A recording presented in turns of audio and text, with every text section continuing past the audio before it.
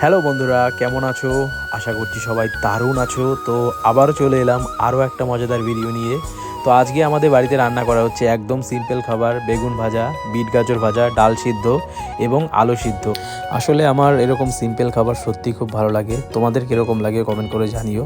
তো প্রথমে একটু ডাল দিয়ে মেখে নিচ্ছিলাম, এই যে দেখো। তো ডাল দিয়ে মেখে নিচ্ছিলাম আর মুখে গাজর যে ভাজাটা ছিল সেটা দিয়ে খাচ্ছিলাম। সত্যি খুব ভালো লাগে এরকম খেতে, তোমরা ট্রাই করে দেখতে পারো। তো খাওয়া কমপ্লিট হয়ে গেছে, এরপর যাচ্ছিলাম একটা জায়গা। মনোজিৎ ফোন করেছিল, ও বললো আসতে, তো সেই কারণেই যাচ্ছিলাম। চলো তোমাদেরকেও নিয়ে যাই।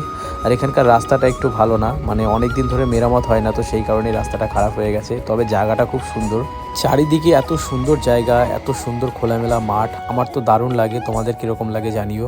তো কথা বলতে বলতে চলে এসেছি। আসলে ওরা এখানে মাছ চাষ করবে, তো সেই কারণে আমাকে ডাকছিল দেখানোর জন্যে। তো ভিডিওটা যদি ভালো লাগে একটা লাইক করো, চ্যানেল নতুন হলে চ্যানেলটিকে সাবস্ক্রাইব করো। বাই।